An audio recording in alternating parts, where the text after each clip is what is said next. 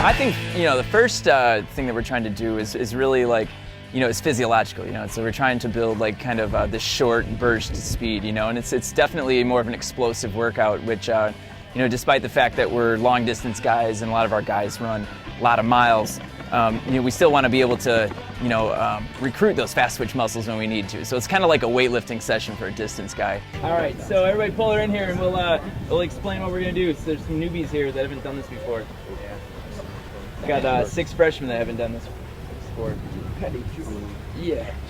So, the hill kind of is up here. It's like, this is actually the highest point in all of Palatine. So it's kind of our sad hill. But it's a good day today. You should be able to see the Sears Tower and everything downtown once you get to the top. But what we're doing here is these are short hill sprints. So it's about 150 to 200 meters up the side of the far hill. And so what we do is when we hit that, that's like a quick shift. It's a hard hill sprint. It's meant to be like a real hard power run to the top. You guys that have been here before, it goes up level and then it kicks real hard the last 25 meters. You got to keep driving your arms over the top of the hill. Reamer workout, championship Reamer workout means that like sophomores, I said you guys do 6 and with the option for more. JV, I gave you 6 with the option for more. Okay, which means if you want to continue to run all the way up to the varsity cap, which is 10, you can do that. But if you stop after your 6, you got to stay there on the hill for everybody else. Okay, and this is based on a really old North Central College workout where they do the same thing to build their unity. Is that nobody's done until everybody's done. So let's jog into it. And it's just short hill sprint. You don't have to really think about it too much.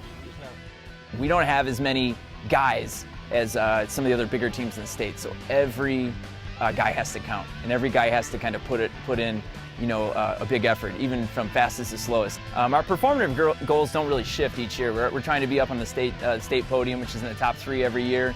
We're trying to win our conference title, and then our third goal is to try to extend our dual meet winning streak in our conference. So those are kind of the concrete team goals, but really it's kind of about can we also develop this pattern of memories and relationships that are going to continue on through through the rest of our lives, and jogging up to the hill, I'm thinking, just gotta hit this hard, make sure you get the speed going up so that you have momentum when you get to the top.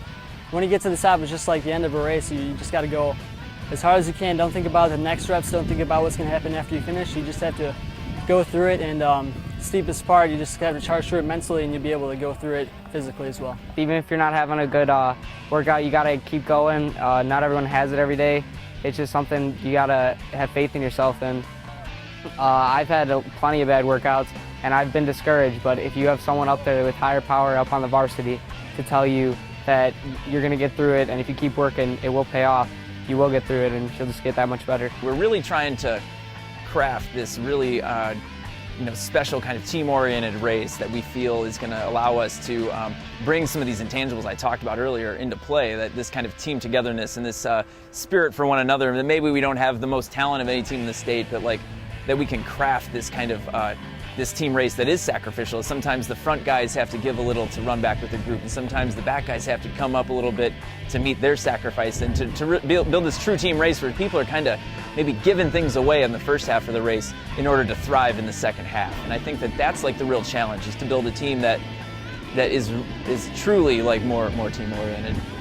I personally think a successful season will be if we carry out the goals that our coach gives to us and the goals that we have as a team, to be strong as a team and to attack the races with the race plan that coach gives us. And if we do that right, then we're going to have all the other benefits come to us as in step. So we just have to follow the directions and have a good team atmosphere, and it'll all come to us.